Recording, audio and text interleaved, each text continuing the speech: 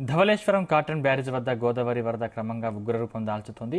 వరద ప్రవాహం పోటెత్తడంతో రాజమండ్రిలోని ఇసుక ర్యాంపులో లంగరు వేసిన ఇసుక పడవ ప్రమాదానికి కొట్టుకొచ్చింది. ధవళేశ్వరం బ్యారేజ్ గేట్ల వద్ద ఇరుక్కుపోయింది. మొదటి గేటు వద్ద ఈ ఘటన చోటు చేసుకుంది. బోటును లాగేందుకు ఇరిగేషన్ సిబ్బంది ప్రయత్నాలు చేస్తున్నారు.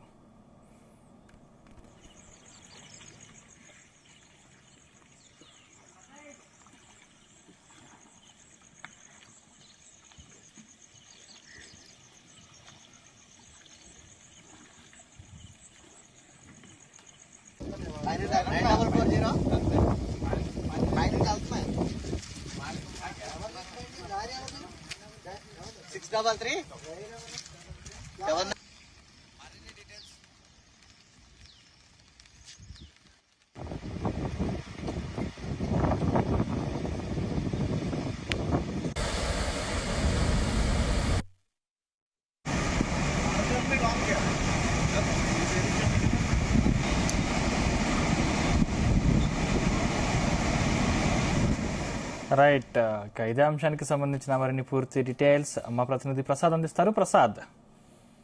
సందీప్, గోదావరి వరద ఉగ్రరూపం దాల్చిన వేళ ధవళేశ్వరం కాటన్ బ్యారేజ్ వద్ద ఒక అనూహ్యమైన ఘటన చోటు చేసుకుంది. కొద్దిసేపటి క్రితమే ఒక ఇసుక బోటు కొట్టుకువచ్చి గేట్ల మధ్యలో ఇరుక్కుపోవడం జరిగింది.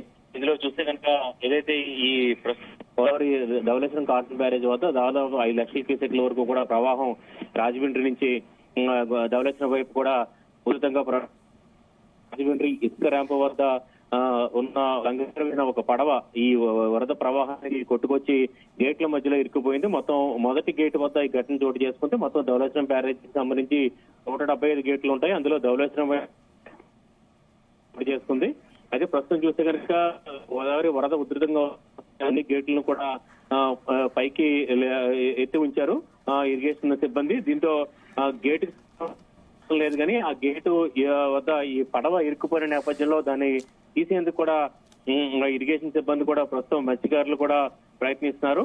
అయితే ఇందులో చూస్తే గేటు పై భాగం వద్దకు చేరుకుని అక్కడ ఇరుక్కుపోయిన పడవని బయటకు తీసిన తర్వాతే ఈ గేట్ను కూడా అవకాశం ఉంటుంది. అయితే ఇప్పటికిప్పుడు ప్రమాదకరమైన పరిస్థితి లేకపోయినప్పటికీ కూడా ఇలాంటి ఘటన గతంలో ఇప్పుడు కూడా చోటు చేసుకోలేదు. ఒక అనూహ్యమైన ఘటన. ఇరిగేషన్ అధికారులు కూడా అప్రమత్తమై ఇక్కడ చేరుకోవడం జరిగింది. ఇది ప్రస్తుతం మాత్రం ఈ పడవని తీసే తప్ప కొద్దిసేపట్లోనే ఈ బోట్ ను కూడా తీసే అవకాశం కనిపిస్తుంది. ఒక బోట్ అయితే ఇలా కొట్టుకు రావడంతో మొత్తం ఇక్కడ కలకలం రేగిన పరిస్థితి అయితే ఉంది. ఇక్కడ చూస్తే కనుక గోదావరి వరద సంబంధించి చూస్తే కనుక ఇప్పుడే ఇవాళ ఉదయం నుంచి కూడా చూస్తే కనుక భద్రాచలం వద్ద 38 అడుగుల నీటి మట్టం, అదేవిధంగా పోలవరం వద్ద కూడా రానున్న 24 గంటల్లో దాదాపు 9 లక్షల క్యూసెక్ల వరకు కూడా ప్రవాహం పోలవరం ప్రాజెక్టు నుంచి దిగువకు విడుదలయ్యే అవకాశాలు అయితే కనిపిస్తున్నాయి. ఈ నేపథ్యంలో ధవళేశ్వరం కాటన్ బ్యారేజ్ వద్ద దాదాపుగా ఏదైతే ఈ మొదటి ప్రమాద హెచ్చరిక స్థాయికి ఈ ప్రవాహం చేరే అవకాశం అయితే కనిపిస్తుంది. అయితే ఇరిగేషన్ అధికారులు ఇవాళ కొద్దిసేపటి అంచనా వేస్తున్న ప్రకారం చూస్తే కనుక 7 ప్రవాహం ఉంటుందని చెప్పి కూడా అంచనా వేస్తున్నారు. దీంతో గోదావరి పరివాహక ప్రాంతం అంతా కూడా అప్రమత్తంగా ఉండాలని చెప్పి కూడా ఇరిగేషన్ అధికారులు అదేవిధంగా రెవెన్యూ అధికారులు కూడా హెచ్చరికలు జారీ చేస్తున్నారు. జిల్లా కలెక్టర్ ప్రశాంతి ఆధ్వర్యంలో అధికారులంతా కూడా ఈ ప్రస్తుతం ఈ ప్రభావిత ప్రాంతాల్లో కూడా పర్యటిస్తున్నారు. గోదావరి వరద కారణంగా చూస్తే కనుక దిగువనున్న కోనసీమ లంక గ్రామాలు ఇప్పటికే చూస్తే కనుక ఒడిమూడు లంక వద్ద ఉన్న 4 లంక గ్రామాలకు కూడా గత 2 రోజుల నుంచి కూడా బాహ్య ప్రపంచంతో సంబంధాలు తెగిపోయి ఆ పడవలపైనే రాకపోకలు సాగిస్తున్న పరిస్థితి అయితే ఉంది. ఇక ఈ వరద కారణంగా చూస్తే కనుక అటు ఏజెన్సీ నుంచి తూర్పుగోదావరిలోని 3 నియోజకవర్గాలకు సంబంధించి గోపాలపురం, నిడదవోలు, కొవ్వూరు నియోజకవర్గాలకు సంబంధించిన ఎర్ర కాలువ అయితే ఉప్పొంగుతూ ప్రవహిస్తుంది. దీంతో ఇప్పటికే చూసాక ఒక తూర్పుగోదావరి జిల్లాలోనే దాదాపు 15,000 హెక్టార్లు అంటే దాదాపు 30,000 ఎకరాలకు పైగా ఈ వరి పంట అయితే నీటి ముంపులో గత 3 రోజుల నుంచి కూడా చిక్కున్న పరిస్థితి అయితే ఉంది. ఇవాళ కూడా వర్షాలు కొనసాగుతున్న నేపథ్యంలో అధికారులంతా కూడా హై అలర్ట్ గా వ్యవహరిస్తున్నారు. అయితే రహదారులు మాత్రం తీవ్ర ప్రాంతానికి సంబంధించి చూస్తే కనుక ఇటు చింతూరు ఏజెన్సీ అదేవిధంగా రంపచోడవరం వాగులు ఉప్పొంగుతూ రాకపోకలు కూడా నిలిచిపోయిన పరిస్థితి అయితే ఉంది. దాదాపు 30 నుంచి 40 గ్రామాలు కూడా ఈ రాకపోకలు నిలిచిపోయిన పరిస్థితి. అదేవిధంగా 30 నంబర్ జాతీయ రహదారిపైకి వరద నీరు పోటెత్తున్న నేపథ్యంలో ఇటు ఆంధ్ర ఒరిస్సా మధ్య కూడా రాకపోకల చూస్తే కానీ దాదాపు 4వ రోజు కూడా ఎడతెరిపి లేకుండా వర్షాలు కూడా కురుస్తున్నాయి. వాయుగుండ ప్రభావంతో ఇవాళ కూడా వర్షాలు ఇక్కడ కొనసాగుతున్నాయి. సందీప్. ప్రసాద్, అంటే ఆ బోటులో ఎవరైనా బోటు సిబ్బంది ఉన్నారా, లేకపోతే అది ఎక్కడి నుంచి వచ్చింది?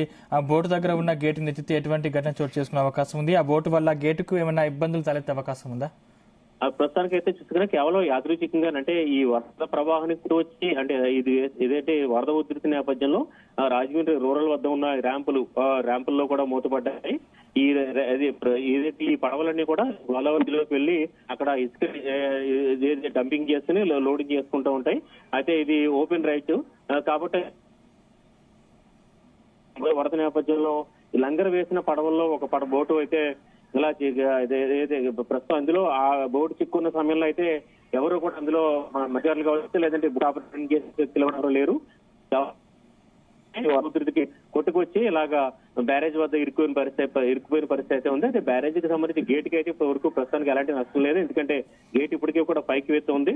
దాదాపు 1 మీటర్ పైనే ఆ గేట్ పైకి ఎత్తండి. వరద ప్రవాహం వస్తున్న నేపథ్యంలో వచ్చిన వరదను వచ్చినట్టుగా విడుదల చేస్తారు. కాబట్టి ఈ గేటు మొత్తం పైకి ఎలాంటి ప్రమాదం తప్పిందని చెప్పుకోవచ్చు. అదేవిధంగా చూస్తే కనుక ఈ బోట్ ఇరుక్కుపోయిన నేపథ్యంలో కొద్దిసేపట్లోనే ఈ గేట్ ని కూడా దాని నుంచి ఆ గేట్ దగ్గర నుంచి బోటుని తొలగించే అవకాశాలు అయితే కనిపిస్తున్నాయి సార్.